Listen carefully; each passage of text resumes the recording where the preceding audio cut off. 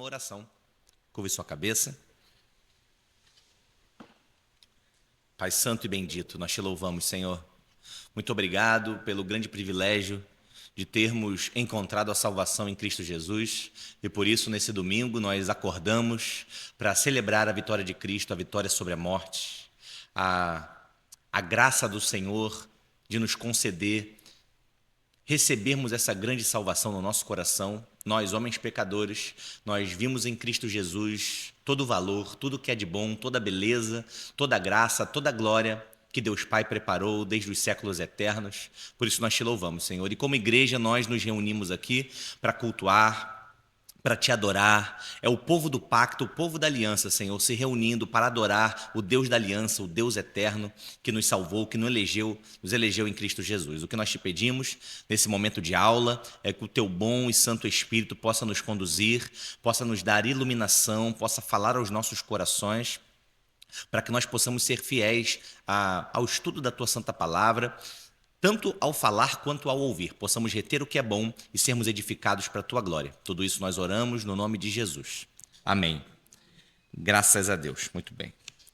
Nós prometemos que falaríamos sobre o que hoje? Vocês lembram, não? Ofertas, muito bem. Porque o Túlio perguntou ali, quem é que vai dar aula? Eu falei, se até o presbítero esqueceu qual era o tema, né? Você disse que perguntou durante a semana a respeito das suas mensagens de Marcos 13, né? E muita gente não entendeu nada. Muito bem, espero estar sendo compreendido. Espero que os irmãos estejam entendendo. A gente vai aos pouquinhos, tá? Nós vamos falar sobre oferta, mas vamos perceber que nós vamos continuar semana que vem. Sempre aquele nosso dilema, né? Como o Túlio disse, eu preparei o comentário aqui e o comentário ficou grande demais, né? Então a aula também ficou grande demais. Então eu separei em duas aulas. Nós vamos aos pouquinhos aqui falando sobre oferta. Muito bem. Então, voltando ao assunto da teologia do dinheiro, nós hoje vamos estudar o assunto das ofertas sobre dois aspectos. As ofertas como um dever e as ofertas como um privilégio. Eu vou começar falando a respeito do aspecto do dever, ainda que, já deixo registrado aqui, esse não é o aspecto principal no Novo Testamento. Se eu fosse falar segundo a doutrina do Novo Testamento, segundo a doutrina reformada, do aspecto mais importante da oferta, eu começaria falando da oferta como um privilégio e tudo aquilo que isso significa. Mas provavelmente nós vamos abordar esse tema no final da aula, talvez até na semana que vem. Nós vamos começar vendo o sentido de dever que há no Novo Testamento a respeito do assunto das ofertas. Ficou claro aqui?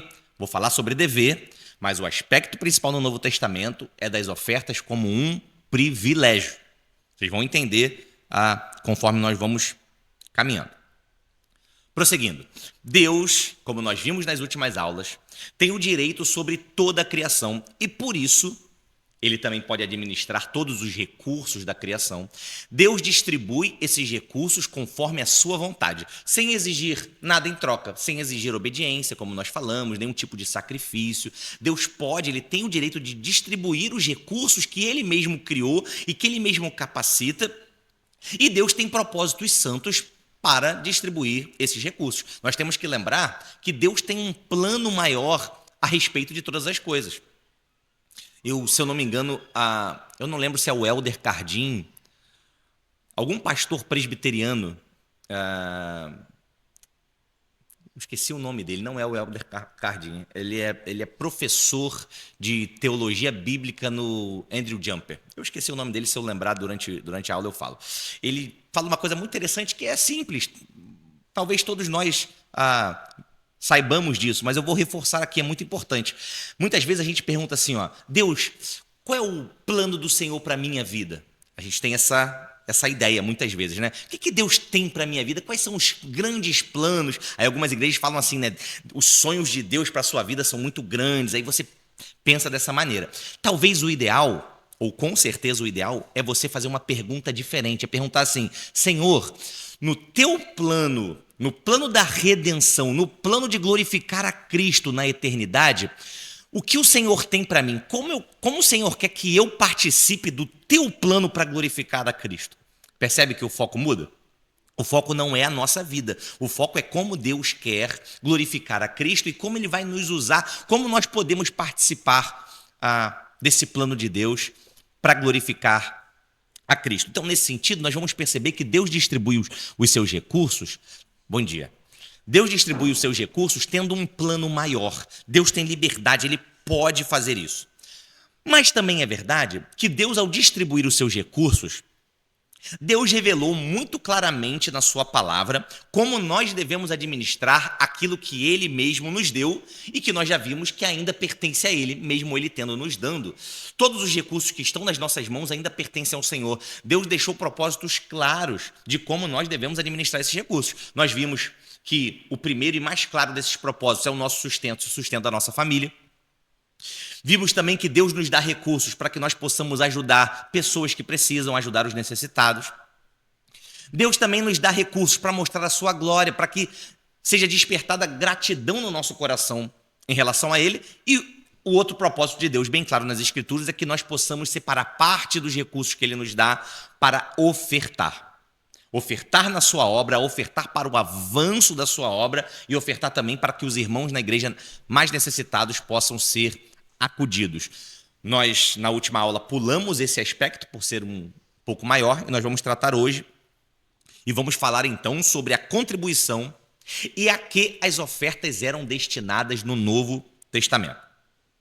Entrando nesse tema, então, eu quero começar dizendo aos irmãos que existem pelo menos 4 textos no Novo Testamento no qual Paulo menciona uma certa coleta de ofertas para os irmãos da igreja em Jerusalém. Romanos no capítulo 15, 1 Coríntios capítulo 16 e 2 Coríntios capítulo 8 e capítulo 9. Paulo trata nesses 4 textos a respeito de uma mesma coleta de ofertas que ele, passando pelas igrejas, anunciava, ele recolheria aquelas ofertas e iria levar essas ofertas aos irmãos da igreja em Jerusalém. E por que esses textos são relevantes e nós vamos vê-los hoje?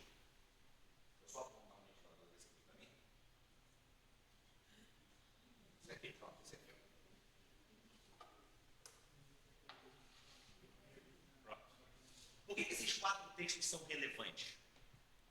Porque nesses 4 textos, Paulo está escrevendo para igrejas gentias. Paulo não está falando com os judeus. Bom, Henrique, mas se ele estivesse falando com os judeus, também não seria relevante? Seria, mas os judeus já estavam muito acostumados com ofertas cerimoniais, com ofertas da lei, com impostos religiosos. Lembra, por exemplo, no Novo Testamento, Jesus sendo cobrado para pagar o imposto do templo? Então, os judeus já estavam familiarizados com a cobrança de impostos religiosos, de ofertas cerimoniais, mas nesses 4 textos, Paulo está falando com igrejas gentílicas, digamos assim. Os irmãos não são judeus. Então, nós podemos também dizer que Paulo está estabelecendo um padrão cristão de oferta através desses textos. Paulo está padronizando como as igrejas cristãs que ele está estabelecendo, é a teologia de Paulo a respeito da oferta que nós encontramos nesses 4 textos. Então nós podemos falar, sem medo de errar, que nós podemos aplicar os princípios que esses 4 textos carregam para nós. Nós vamos trabalhar aqui um pouquinho com aquele conceito de textos descritivos e textos normativos, então a gente vai andar por isso e vai ver o que a gente pode tirar de lição, mas perceba que no contexto, mais uma vez, nós podemos extrair teologia do dinheiro, como nós temos estudado, para a nossa realidade, para nós, nesses textos de Paulo que está escrevendo para os gentios. Muito bem, primeiro eu quero ler com os irmãos em Atos no capítulo 28, o contexto em que Paulo trata desse assunto da coleta para os irmãos em Jerusalém.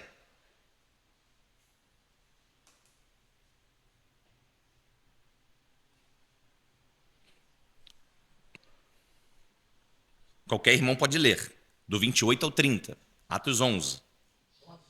Isso, Atos 11. A igreja de Antioquia e aquela profecia de Ágabo.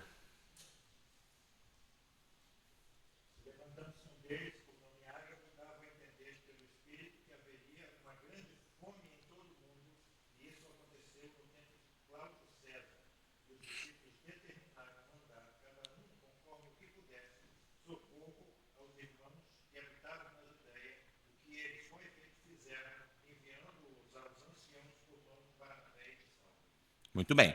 Então, o profeta Ágabo aqui, nós estamos vendo o contexto em que Paulo escreve esses 4 textos que eu citei, Romanos 15, 1 Coríntios 16, 2 Coríntios capítulos 8 e 9.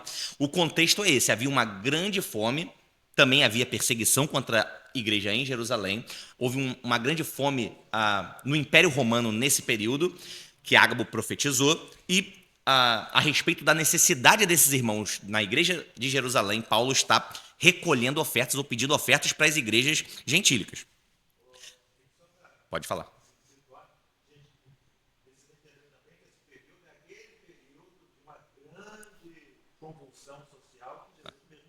Sim, sim. Sim. Uhum. Sim. Sim, é. Enviando aos anciãos, sempre lembrando a liderança da igreja como um contexto de pluralidade de presbíteros. Sim. O próximo texto, por exemplo, que nós vamos ler, trata desse colegiado da igreja decidindo coletivamente a respeito daquilo que era necessário ser pregado. Eu vou ler aqui Gálatas 2, nos versículos 9 e 10. Paulo aqui está falando a respeito da sua visita a Jerusalém, quando ele encontrou com os apóstolos, e das instruções que ele recebeu da igreja em Jerusalém. Versículos 9 e 10. E conhecendo Tiago, Cefas e João, que eram considerados como as colunas, a graça que me havia sido dada, deram-nos as destras em comunhão comigo e com Barnabé, para que nós fôssemos aos gentios e eles à circuncisão. Então eles estão separando aqui as áreas de atuação. Ó, eles vão aos da circuncisão, eu e Barnabé, nós vamos aos gentios. Versículo 10. Olha o que a igreja de Jerusalém recomendou a ele. Recomendando-nos somente que nos lembrássemos dos pobres, o que também procurei fazer com diligência. Então, esse assunto não faz parte apenas da teologia de Paulo, nós podemos falar que esse assunto faz parte da teologia da igreja. A própria igreja de Jerusalém estava estabelecendo, digamos assim, áreas de atuação mútua. Olha, você vai para os gentios, nós vamos pregar a igreja de Jerusalém, mas há algo em comum entre nós. É o quê? Olha, não se esqueça dos pobres. Não se esqueça da coleta. Nós precisamos de ofertas para acudir os irmãos. Então, nós vamos entrar aqui na primeira parte da aula, que vai tratar a oferta como um dever.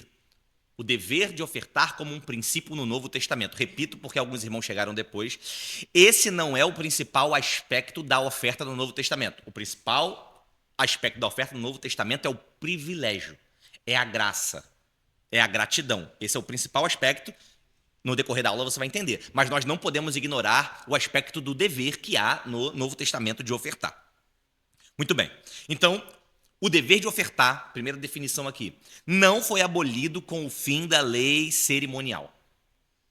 O fim da lei cerimonial não aboliu o dever de ofertar. Pelo contrário, ele elevou a um patamar muito mais elevado tanto a motivação quanto o propósito de ofertar. Então agora não é mais uma lei cerimonial que me obriga a dar oferta. Agora é a lei do amor. Ofertar é ato de adoração. É ato de solidariedade. É ato de mordomia cristã, como nós vimos nas últimas aulas. Então agora a lei do amor é que me leva a ofertar, não mais a lei cerimonial. Então, ofertar é uma expressão visível da graça de Deus na minha vida. É uma expressão de gratidão, da graça de Deus na minha vida. Abra comigo em 1 Coríntios, no capítulo 16, versículos 1 e 2. O primeiro dos textos que nós vamos ler, dentre os quais eu citei. 1 Coríntios 16, 1 e 2.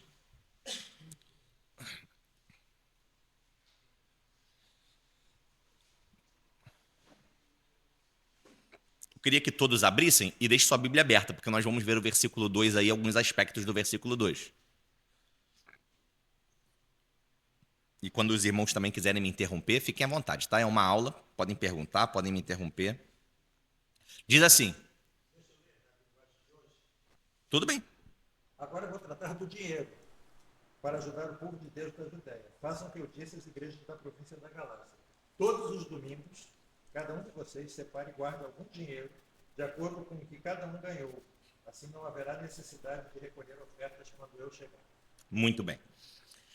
Perceba como começa o versículo de número 1 do capítulo 16. na nossa versão é: ora, quanto à coleta, na versão do Túlio, eu acho que é agora, acerca do dinheiro, ou agora vamos falar do dinheiro. Isso, muito bem. Essa maneira de começar o texto acontece mais de 5 vezes em 1 Coríntios, a partir do capítulo 7, na verdade. Várias divisões de textos que Paulo começa assim. Por quê? Paulo, muito provavelmente, está respondendo a uma carta que ele recebeu dos coríntios. Então, inclusive, a primeira carta aos Coríntios nos mostra que essa não é a primeira carta dele, né? 1 Coríntios, capítulo 5, ele diz: olha, eu já vos prescrevi em carta que vocês não façam isso, isso e isso. Então, Paulo trocava correspondências com os coríntios e os coríntios fizeram várias perguntas. E aqui no capítulo 16, Paulo está respondendo a respeito do dinheiro. Isso é relevante, você vai perceber. Sabe quando você... Vou exemplificar aqui. Sabe quando você manda um áudio muito longo falando sobre muitos assuntos? A pessoa, na hora de responder, a pessoa fala assim: olha, sobre aquilo que você falou, é isso, isso, isso. Sobre aquele outro assunto, é isso, isso, isso. Muito bem, é o que está acontecendo aqui. A igreja de Corinto fez muitas perguntas para Paulo, e Paulo está respondendo essas perguntas. No capítulo 16, ele está falando sobre dinheiro. A igreja de Corinto fez perguntas a respeito de oferta, e Paulo aqui vai responder. Então vamos ver essa resposta no versículo 1. Pergunta a você, primeiro, esse texto é normativo ou descritivo? Versículos 1 e 2 de 1 Coríntios 16. Ele é descritivo ou é normativo? É normativo, Tiago? Tem certeza? Existe texto normativo no Novo Testamento?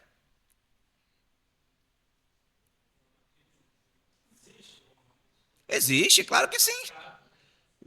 Não fica na dúvida quando eu... Pensou porque eu perguntei? Não, existe, você está certo, é normativo mesmo, o texto é normativo, existe, claro que existe texto normativo no Novo Testamento: amai-vos uns aos outros, edificai-vos uns aos outros, perdoai-vos uns aos outros, existem diversos, né? Diversos textos normativos. Esse aqui é um texto normativo. Olha o verbo aí no imperativo: fazei. Mais um verbo no imperativo: ponha à parte, separe, em algumas traduções, imperativo. E Paulo diz mais: olha, essa ordem que eu estou dando a vocês é uma ordem igual eu dei às igrejas da Galácia. Então perceba, Paulo está estabelecendo um padrão nas igrejas gentílicas.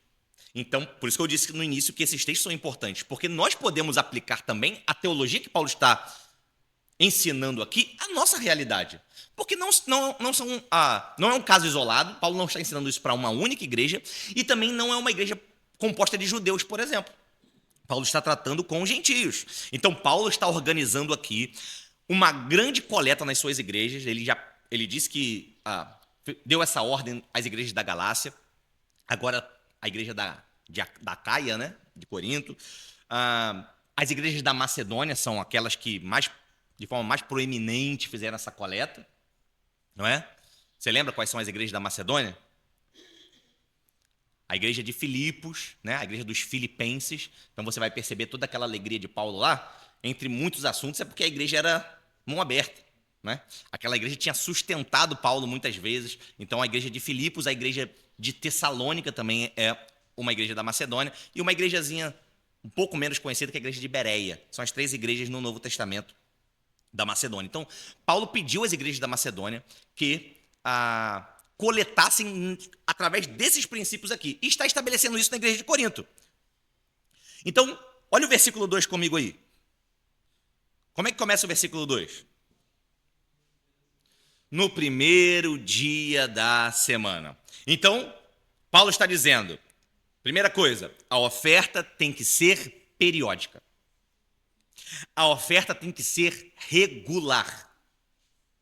A oferta deve ser constante. Henrique, por que a oferta tem que ser constante?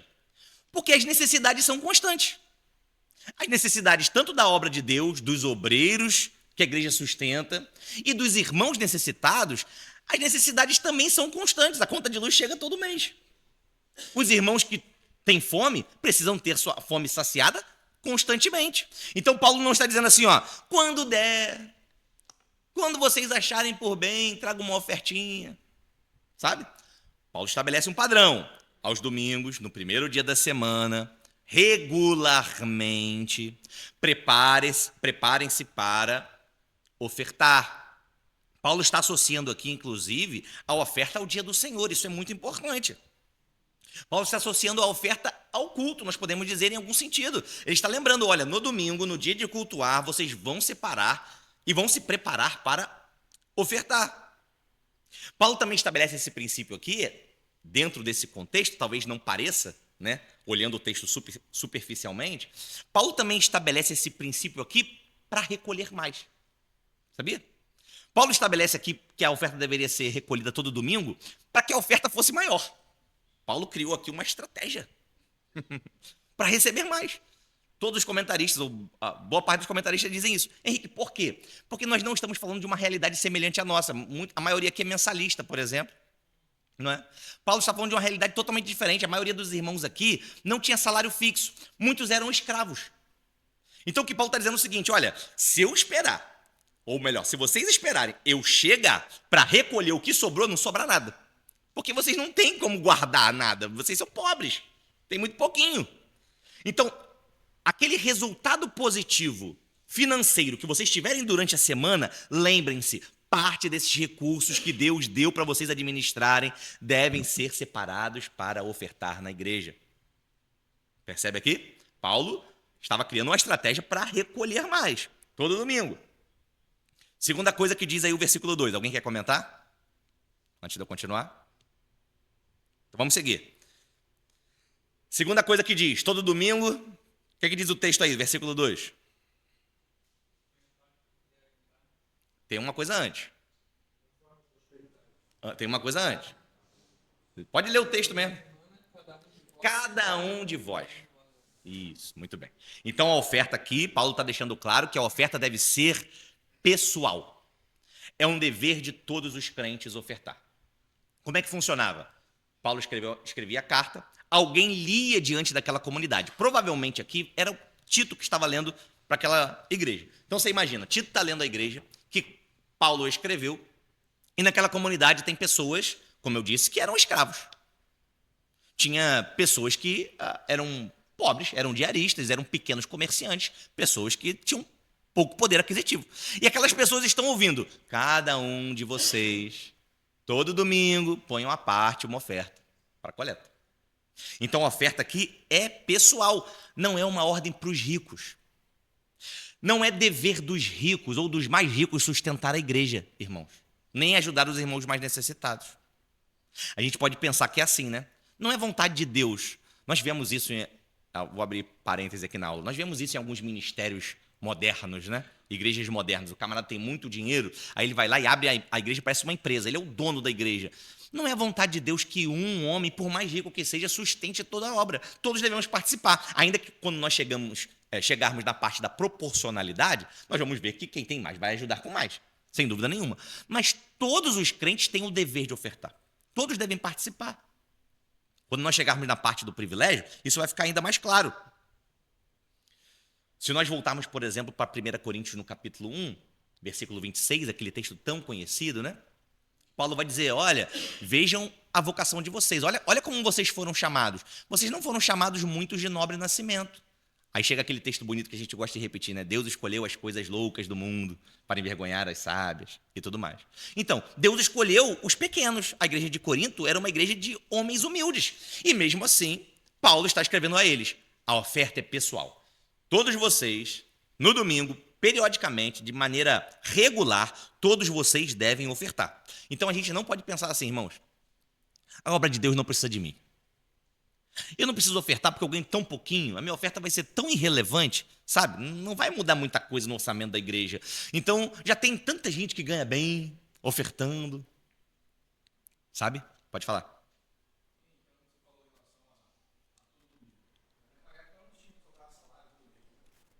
Não tinha o quê? Aham.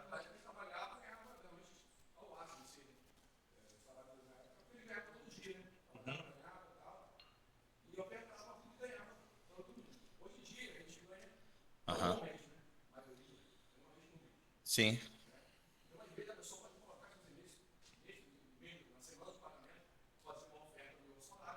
Uhum. Aham.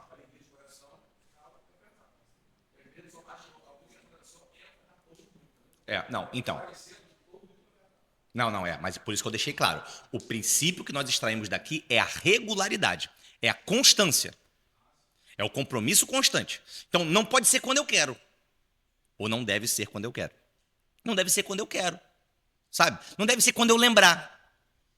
Na verdade, irmãos, nós vamos chegar aqui na terceira parte. Quase tudo que se refere à piedade requer disciplina. Quase tudo. Ofertar também requer disciplina. Imagina a oração sem disciplina. Você vai deixar para orar quando você quer? Você não tem disciplina de oração? Você não tem horários?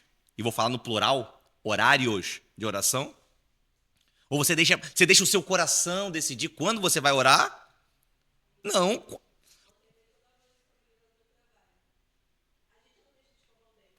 Uhum. Trabalhar, a gente não deixa de tomar banho, a gente não deixa de fazer essas coisas. Mas as coisas de Deus sempre é quando dá.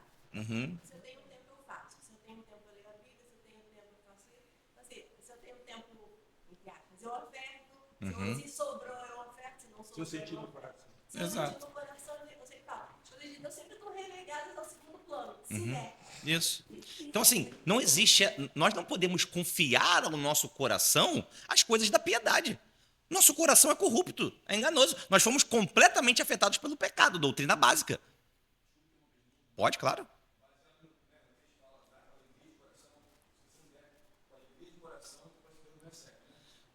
Só que é o seguinte, como você falou, muita gente não tem vontade de orar.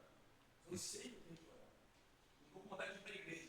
Mas eu sei que o lugar é na igreja, não sei vontade.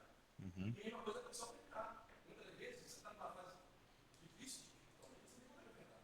Você está tão focado na tua vida, não falo de mim mesmo, muitas vezes já vai para nossas despesas, o carro está quebrando, a casa, você está na casa, queria fazer isso, como é que vai ser? Quer dizer, se não fizer aquilo, às vezes, mesmo com o coração meio pesado, está no pena. Você não dá, não, eu vou esperar dar só quando tiver o coração bem leve para dar.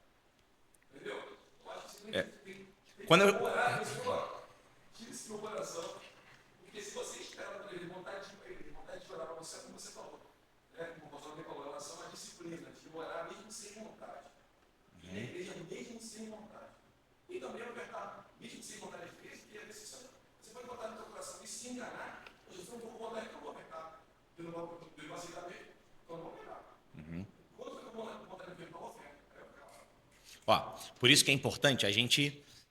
Eu tento. É um desafio, às vezes, montar a aula. Por quê? Porque eu tento criar uma historinha, digamos assim, coerente, coesa, para que tudo faça sentido e no final você fala, então é isso aqui, entendi. Muito bem. Por isso que eu comecei lá no início da aula dizendo: o aspecto mais importante é o do privilégio, não é o do dever. Nós estamos abordando a parte do dever, porque ela existe, está no texto aqui, mas quando nós chegarmos na parte do dar com alegria, que provavelmente vai ser na semana que vem, quando nós chegarmos na parte do dar com alegria, da voluntariedade, que são aspectos também de ofertar, aí isso vai ficar um pouquinho mais claro, né? Mas assim, eu vou aproveitar para dizer o seguinte. Não, é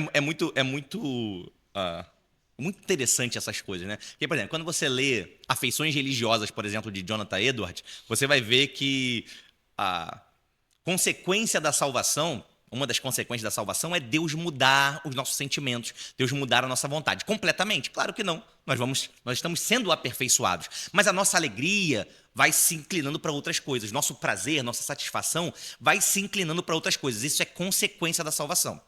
Então, assim, é verdade que nem todo dia, às vezes você acorda muito cedo, às vezes você tem muita coisa para fazer. Nem todo dia você está inclinado à oração. Mas também nunca estar inclinado à oração é um problema. Você deve se examinar. Você nunca tem vontade de orar, às vezes você não tem. É verdade. Mas você nunca tem. Então, assim, voltando, para não fugir muito, né? Senão a gente vai por outros caminhos, mas para não fugir muito. Quase tudo que se refere à piedade requer disciplina. Santidade requer disciplina. Por exemplo, Jesus disse: se teu olho te faz pecar, arranca-o e lança-o fora. Jesus não estava falando literalmente de arrancar um olho. Ele estava falando o seguinte: olha, se prepare, se organize para não pecar. Tem alguma coisa aí que você identificou que é um problema para você? Arranca da tua vida. Eu já vi o Túlio dando um exemplo de um rapaz que passava numa banca de jornal e tinha umas mulheres nuas, algo desse tipo, né? Que chamava a atenção dele. E aí a pergunta é a seguinte: não tem um outro caminho para você fazer, não? Que você possa fugir dessa banca, já que essa banca te atrai tanto? Não tem como você se organizar, ter disciplina para a santidade? O caminho é mais comprido. Era o caminho mais longo, né? Então ele fazia questão de passar por ali. Então nós devemos nos organizar. Os muçulmanos rezam, fazem suas preces 5 vezes por dia. Os judeus rezam 3 vezes por dia. Os crentes rezam quantas vezes por dia? Não vale aquela desculpa orar sem cessar, tá? Por favor, não vale essa desculpa do orar sem cessar. Né? Mas Um tempo atrás de um muçulmano que acho que se converteu. Ele falou que quando ele olhava assim, o Brasil, né, as crianças lá, os judeus, eles sabiam já a Torá com 12 anos já decorada. Aqui falava com o crente, já perguntava alguma coisa, o 10 não sabia responder. E lá eles já decoravam assim, já estava na mente, vamos dizer. Não sei se no coração, mas na mente estava. sim. Então nós devemos ter disciplina. Então, para concluir, André, a questão do domingo, ainda que seja, aí eu já vou fugir mais ainda, mas ainda que seja bom, pegando agora princípios do Antigo Testamento, que nós só estamos vendo o Novo Testamento, né? Ainda que seja bom não aparecer de mãos vazias diante do Senhor, ainda que o domingo seja um bom momento para ofertar, quem dera todos os domingos, nem que fosse um pouquinho a moedinha da viúva, nem que fosse todos os domingos, é um bom princípio cultuar ofertando dos nossos recursos, mas ainda assim, o que nós podemos extrair desse texto, que Paulo deixa claro, é a ordem que eu dei para as igrejas gentílicas, eu dei também essa ordem para outras igrejas, não só para vocês. O que nós extraímos desse texto é o princípio da regularidade, da constância. Então, regularmente nós ofertamos. Mensalmente que nós recebemos, nós ofertamos mensalmente. É anualmente, é através de honorários, é através de serviço, não importa. Regularmente nós ofertamos. Com a mesma regularidade em que recebemos recursos, nós separamos recursos para ofertar. O terceiro aspecto do texto aí, continua ainda no versículo 2. Agora sim, Tiago, o que você leu. Cada um de vocês ponha a parte. Na NVI é mais fácil de entender. Separe uma quantia. Então o que Paulo está dizendo aqui? Paulo está falando a respeito de compromisso. Ele está rejeitando o relaxamento. Nós devemos nos programar para ofertar. Oferta não tem que ser um impulso emocional. Tem algumas igrejas que botam até o pedido de oferta depois da mensagem, né? Que o camarada prepara uma mensagem assim bem emocionante e aí ele pede oferta depois, porque aí tá todo mundo já chorando, a igreja está no escuro, né? Tudo apagado. Então Paulo está aqui rejeitando esse impulso emocional. A oferta não tem que ser retirada impulsivamente, não. É um planejamento, é um programa. Isso mostra que nós temos um compromisso com a igreja, mesmo quando nós não estamos na igreja. Então, assim, recebemos o salário. Mais um princípiozinho do Antigo Testamento, né? Quando você fazia a colheita, você separava das primícias da colheita para entregar ao Senhor. Então, a sua mente está programada para saber que parte dos seus recursos não pertencem a você, pertencem ao Senhor. Todos eles, de maneira geral. Mas parte deles você vai entregar na igreja na qual você congrega. Tanto para sustento da obra, quanto para a ajuda dos irmãos mais necessitados. Então nós podemos extrair princípios aqui, nós devemos nos programar. Chegou o nosso salário, nós devemos saber, parte disso aqui, eu vou botar parte, vou separar uma quantia. E lembre-se, André, como você disse, né, tem época que a pessoa está muito apertada de dinheiro, né? Na igreja de Corinto tinha escravos, tinha diaristas. Ele pega no salário, ele tira do pastor. Já tirou do pastor. Como é? Não entendi. Meu marido fala assim, quando o pagamento chega, porque ele administra as contas, ele fala, já tirou do pastor. Pois é. Esse pastor, ele fala assim, tudo tá Se ele levar para o contador e levantar tudo que a gente está devendo, vai... Muito bem. Então, o quarto princípio que nós identificamos aí, podemos seguir, não é? Para terminar, nós chegamos na parte que diz, cada um deve ofertar por a parte, conforme a sua prosperidade. Então, a contribuição, olha o que Paulo está dizendo, a contribuição deve refletir a prosperidade de Deus na nossa vida. Agora, pergunta para nós, irmãos, muito importante. Nossas ofertas têm refletido a prosperidade de Deus na nossa vida? Nossas ofertas têm sido proporcionais àquilo que Deus tem nos dado? Porque perceba, não é a vontade de Deus que os mais ricos ofertem na mesma proporção dos mais novos. E aqueles que nos visitam, tem uma irmã que nos visita, é a primeira vez, irmã? É a primeira vez? Primeira vez está ouvindo de dinheiro, né? Nós estamos aqui 5, 6 anos, 10 anos, alguns, a gente nunca ouve falar de dinheiro, né? Aí a irmã veio no dia do... Muito bem. Então, assim, nós estamos tratando desse assunto na escola dominical justamente porque a gente fala pouco, digamos assim, né? E por ser um assunto muito relevante, muito espiritual. Então, muito bem. As nossas ofertas devem refletir a prosperidade que Deus concede a cada um. Então, não é a vontade de Deus, nós devemos saber isso, que os mais ricos contribuam com a mesma quantidade que os mais pobres. Porque alguma coisa está errada, irmãos. Se o mais rico contribui na mesma quantia que o mais pobre, ou o mais pobre está sendo sobrecarregado, como em muitas igrejas nós vemos, não é? Ele está sendo explorado e contribuindo além das suas capacidades, ou o mais rico está sendo mesquinho e está dando do que sobra. Henrique, é exatamente a mesma proporção, não é? Paulo não está estabelecendo isso. Paulo não está dizendo, não está falando de dízimo, né? Alguns comentaristas tentam puxar a sardinha para o dízimo no Novo Testamento, falam, ó, tá vendo? Aqui tem uma proporção. Não é nada disso. Não está falando de dízimo. Não significa que o impacto financeiro vai ser o mesmo. Porque para alguém que ganha 100 mil reais, tirar 10 mil é uma coisa. Para alguém que ganha 1.000, tirar 100, tudo é 10%. Mas o impacto financeiro é muito menor em quem ganha 100 mil, ainda sobram 90 mil reais. O impacto financeiro na vida das pessoas será diferente, nós sabemos disso. Mas não é a vontade de Deus que seja muito desproporcional. Se eu ganho 10x e alguém ganha x e eu oferto exatamente igual essa pessoa que oferta um x, alguma coisa está errada. Ou alguém está sobrecarregado, esse irmão que ganha um x, ou eu que ganho 10x, estou sendo mesquinho, estou dando do que sobra. Como é que é aquela frase que você usa, ô Túlio? Se eu dou o que sobra? Se aquilo que você dá não faz falta a você, eu diria que seu amor é muito pequeno. Pois é. E nós vamos ver, inclusive, quando nós chegarmos agora na parte da oferta como privilégio, que Paulo diz isso. Em 2 Coríntios ele diz o seguinte, olha, agora eu estou falando de gratidão. Eu não falo isso como quem manda, mas eu estou testando o amor de vocês. Imagina a gente falar sobre dinheiro assim, olha, agora eu vou pedir oferta, eu estou testando o amor de vocês. Mas Paulo usa essa linguagem falando à igreja de Corinto. Pode falar. Assim, eu não vou citar a igreja, mas Sim. uma dita igreja aí, eu trabalhei numa escola aí que tinha uma colega minha que dizia o seguinte, eu não vou em todos os cultos, eu vou no dia, porque situação difícil, então ela pegava os filhos e ia no dia da ofertinha. Esse dia da ofertinha era para aqueles que tinham bem pouco, então ela pegava as moedas, então assim, eu acho que é absurdo. O dia da ofertinha, então Deus vê assim, quer dizer, é a oferta grande ou a oferta pequena? Não é bem assim. Não é. Pode falar.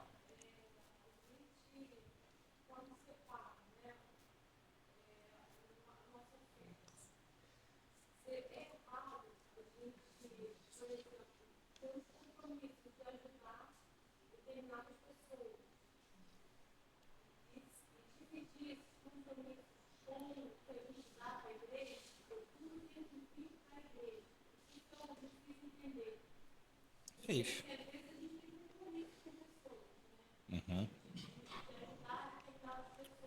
Aham.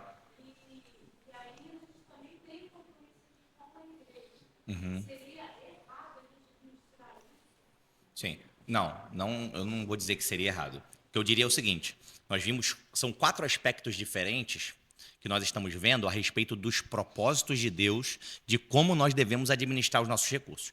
Então, existe um propósito que é ajudar os necessitados, esse propósito está muito claro, nós já passamos por ele, mas existe um outro propósito, então são propósitos diferentes, existe um outro propósito que é nós ofertarmos na igreja.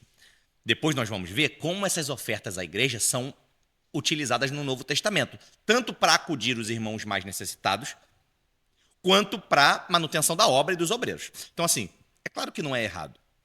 Você vai administrar o dinheiro é seu, você vai administrar. Nós chegamos agora na parte do privilégio, você vai administrar com alegria, com gratidão, da maneira que você achar conveniente, voluntariamente. Agora, é importante nós sabermos que parte dos nossos recursos, parte deles, deve ser destinada à igreja. Tá? Mas é obviamente que essa história de que é o sacerdote quem vai decidir, você leva para a igreja, o sacerdote decide como empregar o dinheiro, não é verdade. Você vai empregar como você acha conveniente.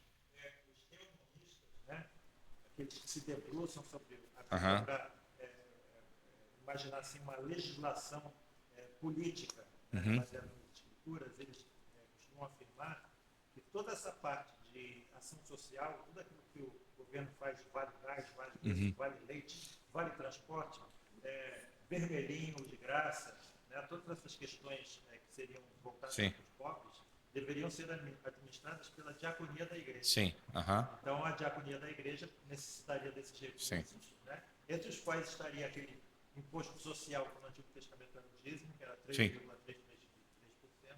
Né? Então, a igreja que deveria fazer isso, Aham. por intermédio dos diáconos. Sim. E, adicionalmente, aqui eu estava lembrando de duas frases, ou de três, com relação a essa questão. A primeira é uma frase lá do século XVII, que eu gosto sempre de lembrar, né? Que a hipocrisia é a homenagem que o vício presta à virtude. Né? E aí o Nelson Rodrigues diz, se o desonesto soubesse quão vantajoso é ser honesto, ele seria honesto por desonestidade. Né? Sem intenção E assim, adequada. de certa forma, assim, de uma forma um tanto quanto jocosa, às vezes eu digo assim, eu sou generoso nas coisas de Deus por interesse. E eu lembro de um dos que foi martirizado lá pelos Aucas no Equador, eu acho que na Sante, que ele diz assim, não é tolo aquele que abre mão daquilo que não pode reter em troca de receber algo que não vai poder perder, que nunca pode perder. Uhum. Então, aquele que investe no reino de Deus, ele está abrindo mão de alguma coisa que ele não pode reter para receber algo que ele nunca vai perder. Uhum. Então, assim, eu dou por interesse. Em certo sentido. Uhum. Certo? Eu estou investindo em algo que eu vou receber por toda a eternidade. Então, se você tem essa percepção do céu, que todos nós deveríamos ter, assim a nossa carteira se converteria mesmo. Né? Sim, é. Então, assim, a ideia também, eu diria, que não é nós sermos também, veja, já disse que, eu acho que ninguém vai discordar aqui de mim, nem o Túlio, nem outros irmãos, de que cada um vai ter a liberdade de administrar os seus recursos e vai separar uma parte para ajudar algumas pessoas e uma parte para entregar na igreja. Mas eu também não sou favorável a uma ideia muito autônoma dessa administração. Em que sentido? Você decide quase todos os seus recursos e aquilo que sobra daquilo que você separou para doar, você entrega para a igreja. São coisas diferentes. Percebe? Então, assim, eu tenho X para doar. Você basicamente escolheu todo o destino do dinheiro e sobrou alguma coisa, porque você não é rico, e aí você pega aquele que sobrou lá e oferta para a igreja. Porque a igreja também contribui e ajuda os necessitados. E nós sabemos que há uma hierarquia de prioridades na ajuda dos necessitados. Os da família da fé primeiro. Nós fazemos o bem a todos, mas principalmente, em primeiro lugar, os da família da fé. Então, dentro dessa ordem de prioridades, nós podemos administrar e devemos aos necessitados, mas nós também não devemos ser muito autônomos nesse sentido. Nós devemos ofertar à igreja e, como o Túlio bem disse, a diaconia, o serviço da igreja, nós temos que crer que é o Espírito Santo quem está controlando e conduzindo a igreja. A diaconia da igreja vai administrar esses recursos como for conveniente. Mais perguntas ou posso prosseguir? Entendeu, Rita? Tudo bem? Mais alguma coisa?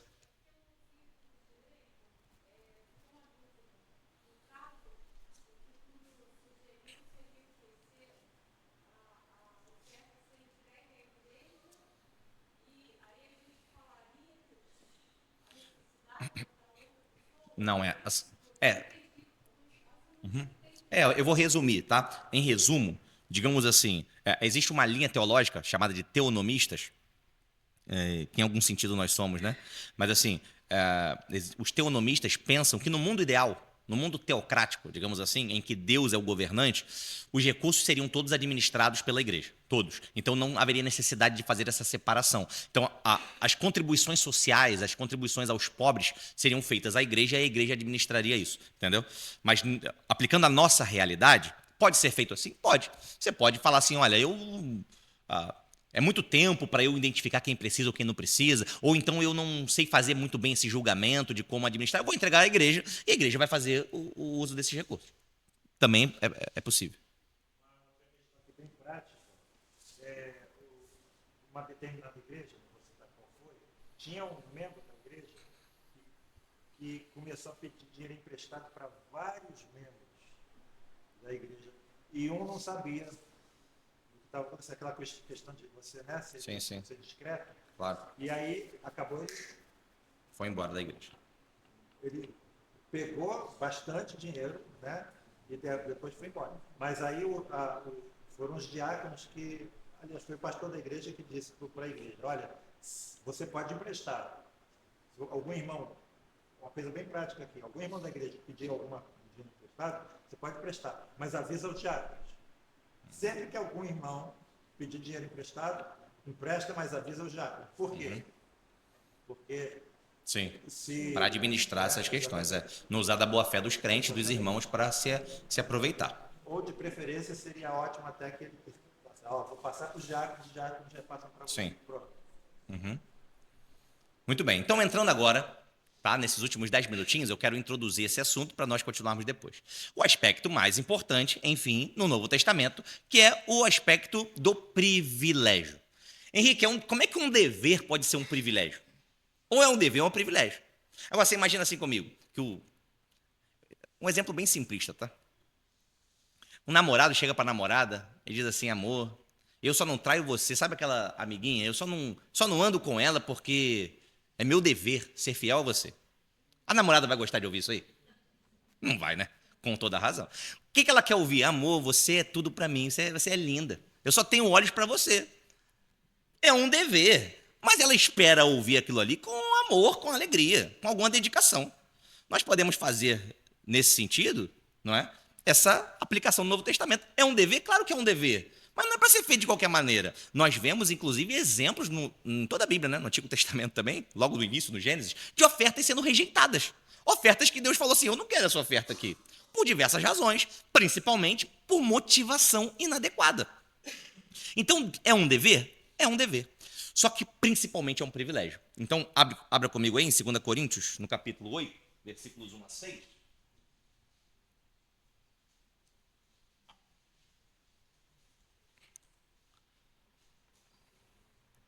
Eu mesmo vou ler para ganhar tempo, tá? E deixa aberto aí comigo. 2 Coríntios 8, de 1 a 6. Também, irmãos, vos fazemos conhecer a graça de Deus dada às igrejas da Macedônia. Como em muita prova de tribulação houve abundância do seu gozo, e como a sua profunda pobreza abundou em riquezas da sua generosidade.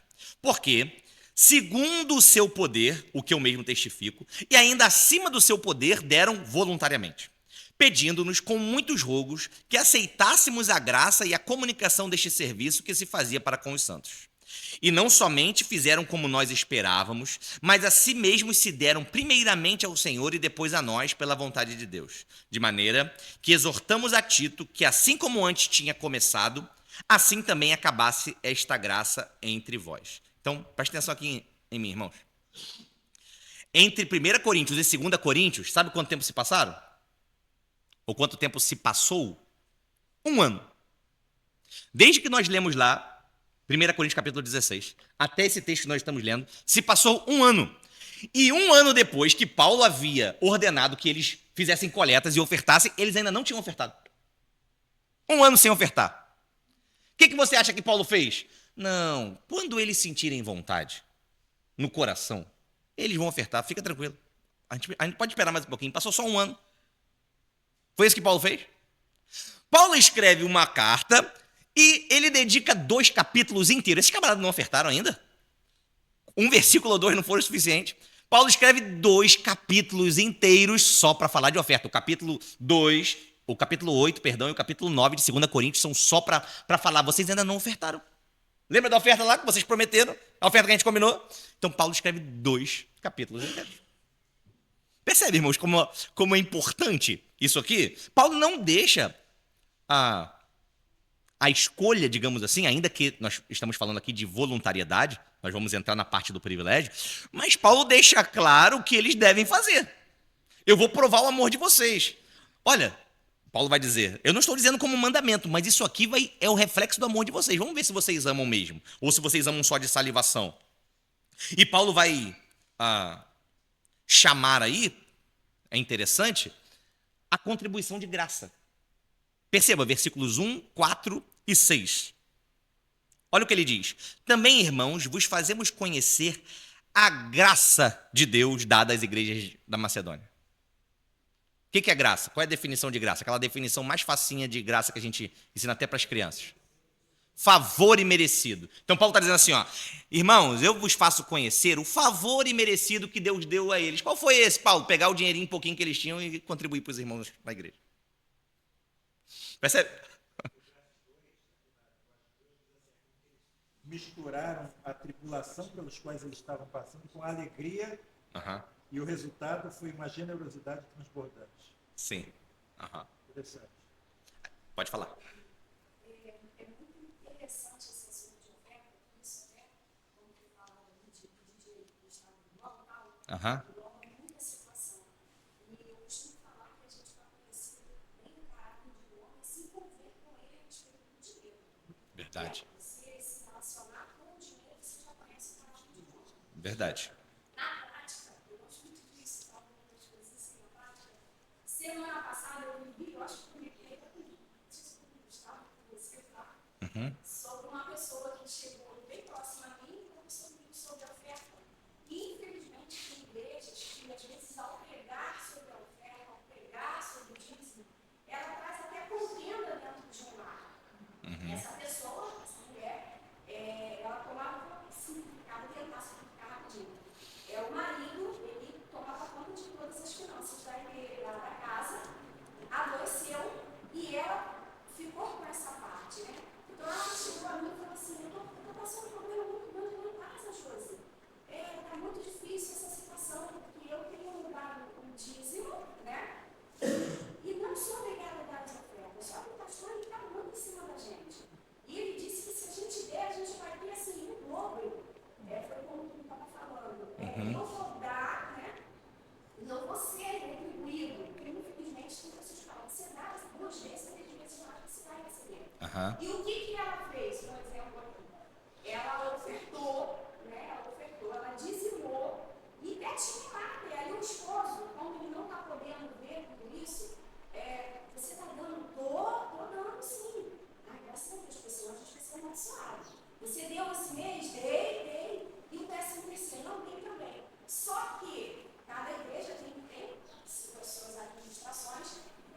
O pastor, ela esqueceu que o pastor lhe dá o comprovantezinho para a família. Então, esse pastor ele deu o comprovantezinho para o esposo dela. Quando ele viu, ele falou, mulher, o que você fez? Você deu a metade, você deu menos.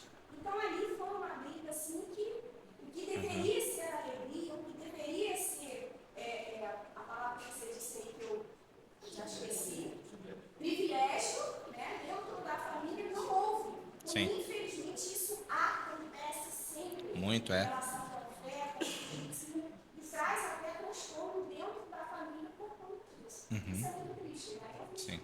Explicar da maneira lá que eu entendi para ela, mas você acha que você está errado. Sim. Dentro, assim, até da obediência do marido, Tem muitas coisas aí, né, que deveriam ser diferentes. Por parte da igreja, por parte, enfim, do casal. Tem muitas. Do relacionamento matrimonial. Tem um aspecto aí da mentira, né? E tudo mais, da administração, não respeitar a hierarquia, coisas desse tipo, né? Mas assim, os irmãos lembram, por exemplo, como se divide o catecismo de Heidelberg? Oi? Isso, muito bem. Mas ele tem uma divisão maior, lembra? Ele é dividido em quantas partes? Em 3 partes. A parte que trata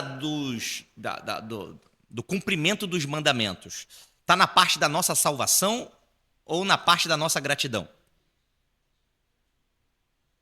Salvação ou gratidão? Gratidão. É um dever, é um dever. Mas cumprir os mandamentos de Deus, inclusive o de ofertar, de devolver ou de disponibilizar os nossos recursos que Deus nos deu, também faz parte da nossa gratidão.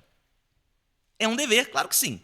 Assim como honrar pai e mãe, assim como não ter outros deuses diante de nós, assim como cultuar da maneira adequada, assim como todos os mandamentos.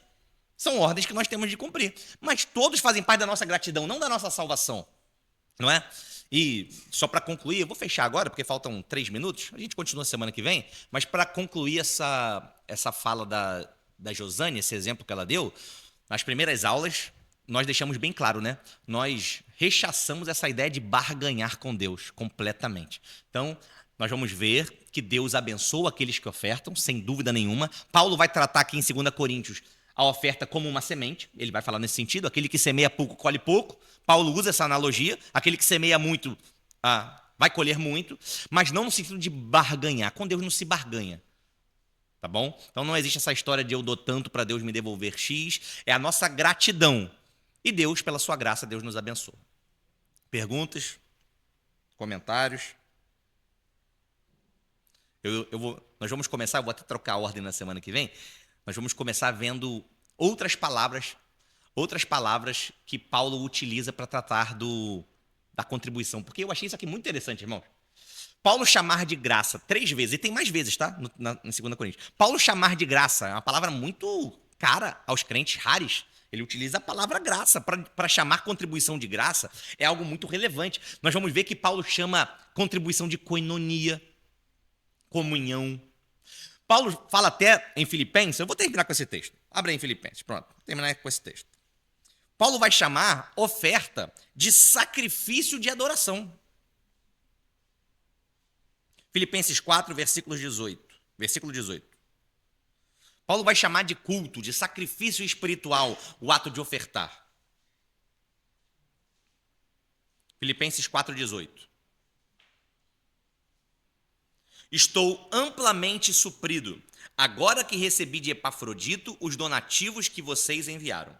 São uma oferta de aroma suave, um sacrifício aceitável e agradável a Deus. Amém? Vamos ficar de pé?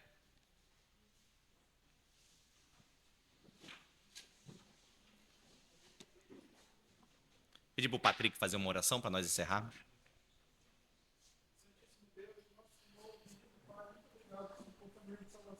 Muito obrigado, Senhor, por essa aula. Obrigado pela vida do irmão Henrique.